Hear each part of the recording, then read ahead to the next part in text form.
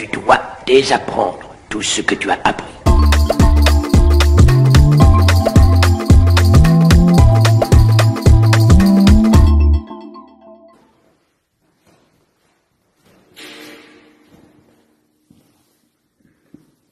Bonjour les amis, aujourd'hui nous allons parler d'un sujet extrêmement important, notamment pour tous ceux qui parmi vous sont photographes artistes photographes, ou souhaitent le devenir et espèrent vivre de leur travail de photographe artiste.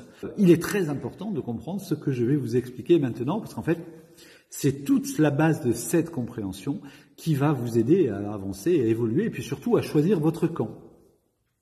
Aujourd'hui, nous allons donc parler, pour la première fois, de manière approfondie, de la question de l'art contemporain. Si vous ne comprenez pas ce qu'est l'art contemporain et quelle est sa spécificité historique dans le monde dans lequel nous vivons, eh bien, vous passez à côté de l'essentiel et vous vivrez toujours, vous n'arriverez pas à vendre des œuvres d'art au-delà, je ne sais pas moi, de 1500 € ou 2000 €. Voilà. Et vous ne rentrerez pas dans le marché de l'art. Parce qu'en réalité, les amis, l'art contemporain, dans la tête des gens, c'est l'art d'aujourd'hui. Et il est très difficile de s'opposer à l'idée que l'art d'aujourd'hui, c'est l'art d'aujourd'hui. Et par conséquent, si les artistes le font de cette manière-là, ils ont raison. Eh bien non, l'art contemporain, ce n'est pas l'art d'aujourd'hui.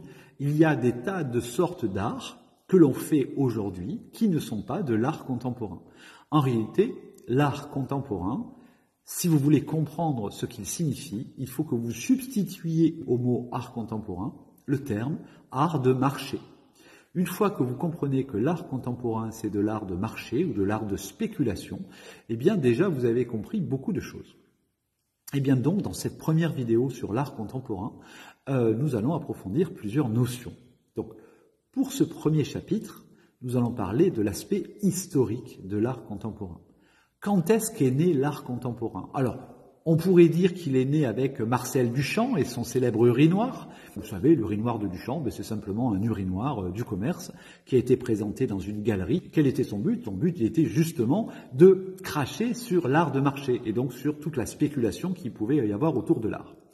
Alors, on pourrait dire que ça commence à ce moment-là, mais en réalité, l'art contemporain, l'art de marché, sa vraie naissance, eh bien, c'est la guerre froide. Que se passait-il à l'époque? Eh bien, à l'époque, vous aviez deux blocs, le bloc capitaliste, donc mené par les États-Unis, et le bloc communiste. Enfin, moi, personnellement, je préfère employer le terme de bloc stalinien, parce que le communisme en était, hélas, assez éloigné.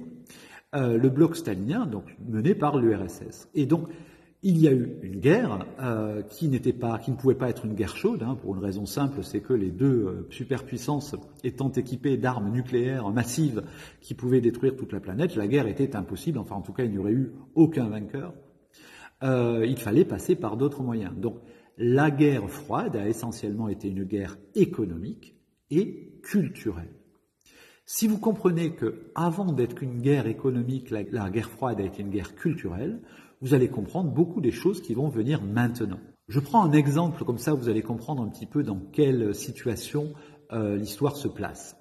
En 1972, il y a en Russie une grande famine. L'hiver a été très froid, les récoltes sont extrêmement en deçà des besoins de la population.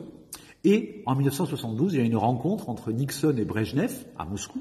Et l'un des buts, c'est que Brejnev demande à Nixon que les États-Unis donnent du blé, vendent du blé à prix très réduit à l'URSS. Et c'est très intéressant parce que Nixon dit oui, mais il dit oui à une seule condition.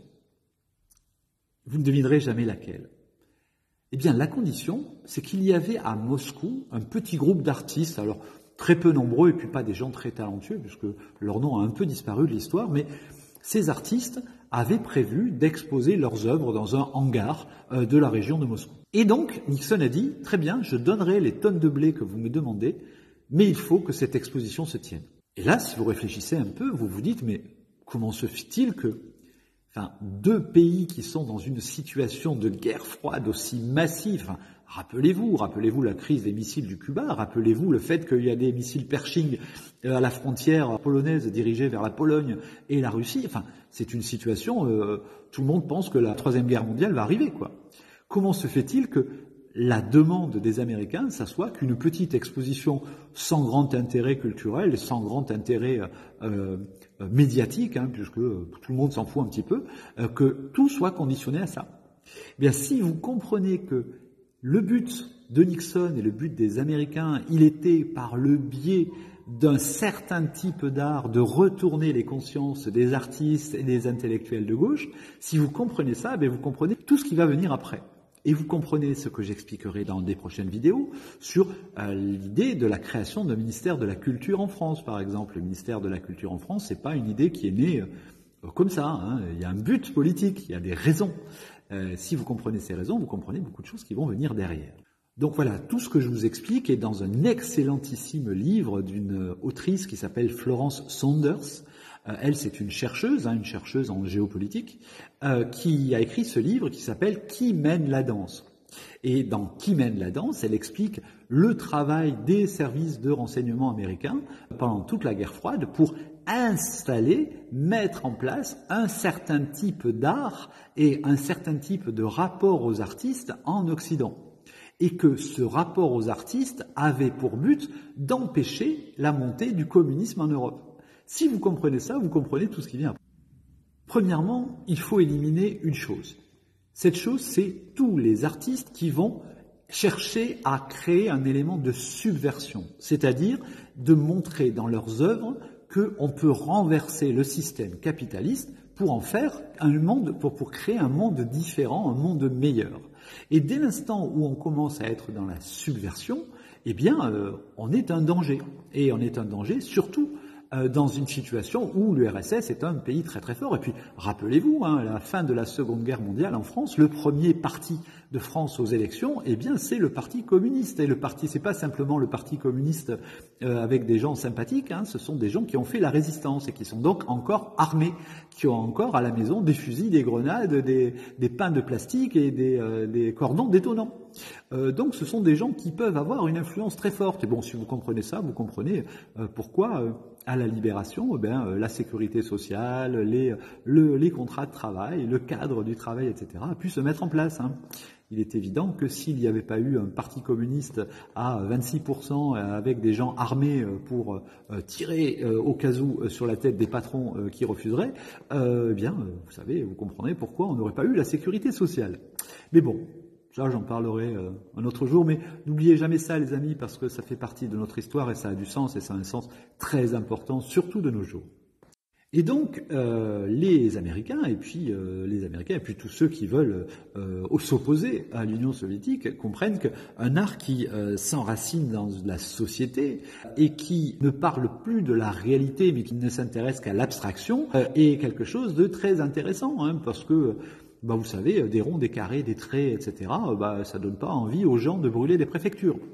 Et c'est tout à fait le but en réalité, une fois que vous comprenez que l'art contemporain a un but politique qui est celui d'empêcher toute idée de subversion, toute idée d'enracinement du réel des artistes dans une société dans laquelle ils pourraient jouer un rôle, eh bien vous comprenez tout ce qui va venir après.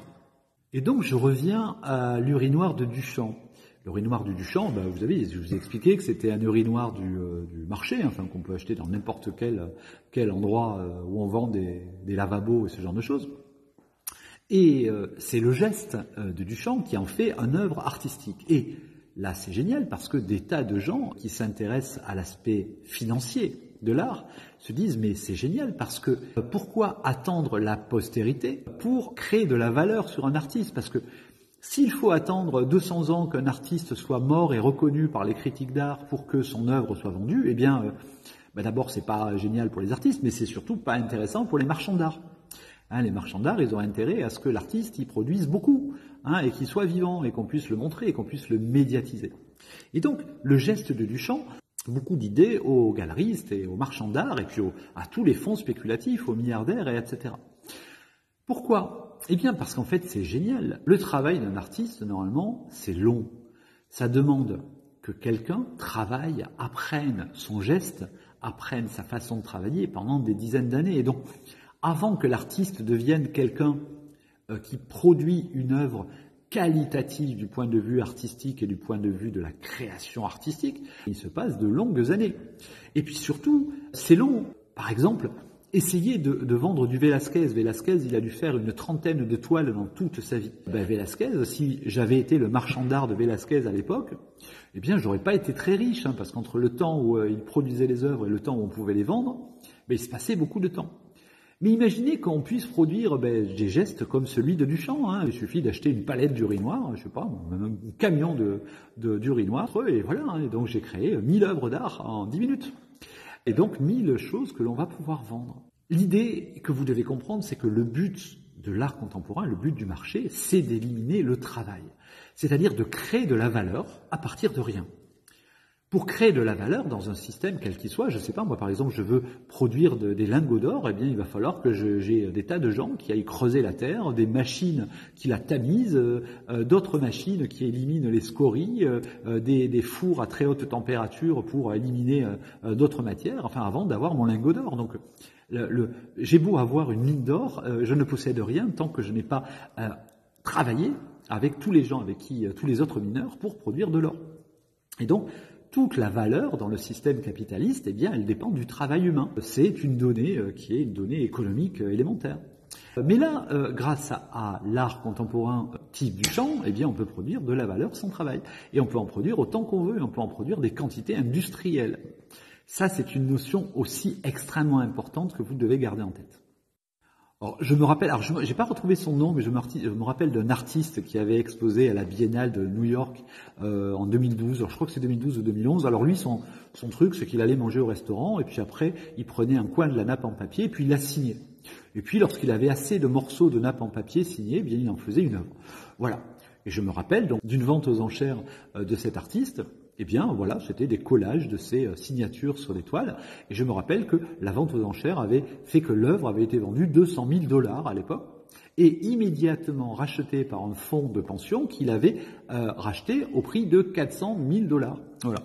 Et donc, en l'espace de 2 heures, l'œuvre avait gagné 100% de sa valeur, en ne rien faisant, et sur la base de quelque chose qui n'était pas un travail, puisque le fait de signer la nappe et puis de les récupérer et de les coller, c'est pas un travail, enfin ça prend 10 minutes. Et en fait, donc on produit de la valeur à partir de rien. Et ça, c'est l'un des rêves du système économique néolibéral. Et donc, je vous parlais de la guerre froide, et donc très rapidement, je crois que c'est aux alentours du milieu des années 60, un grand nombre de galeries ont arrêté d'exposer des artistes. C'est-à-dire arrêter d'exposer des peintures, des sculptures, des photographies, des lithographies, ce genre de choses. Et ils ont commencé à exposer des installations. Et nous allons parler de ce qu'est une installation. Une installation, c'est un élément très important de l'art contemporain. Et en fait, on a commencé à évacuer les artistes eux-mêmes, c'est-à-dire ceux qui avaient le bon geste, la bonne technique, la bonne façon de peindre, de photographier, etc. Vous comprenez, vous commencez à comprendre là où je veux vous amener, les amis, et donc amis photographes, auteurs, vous avez du souci à vous faire. Et donc, à ce moment-là, donc dans les années 60, des tas d'artistes se retrouvent au chômage ou se retrouvent sans commanditaire. Ça, pareil, vous le lirez si ça vous intéresse dans un excellent livre d'Aude de Queyros qui s'appelle L'art caché, qui explique comment, et au fur et à mesure des années, 90% des artistes sont devenus des gens que personne ne connaît. Pourquoi ? Eh bien parce qu'ils ne sont plus exposés. Alors pourtant, certains sont des très grands artistes, des très grands peintres, des très grands sculpteurs qui ont des gestes, une façon de travailler qui est d'une qualité extraordinaire, qui est celle qu'on pouvait trouver chez des Rodin ou chez des Velázquez ou chez des Michel-Ange, des gens qui ont un talent fou. Sauf que ces gens-là ne sont plus représentés par des galeries et des musées, bien parce qu'ils font de l'art qui est basé sur un savoir-faire, sur une tradition de l'art, celui qui existe depuis les antiques. Et cet art caché, en fait, il existe toujours, et heureusement, certaines galeries continuent à produire et à présenter les œuvres de ces artistes, mais les très grandes galeries, celles qui ont pignon sur rue, celles qui font la loi sur le marché de l'art, n'acceptent plus ces artistes-là.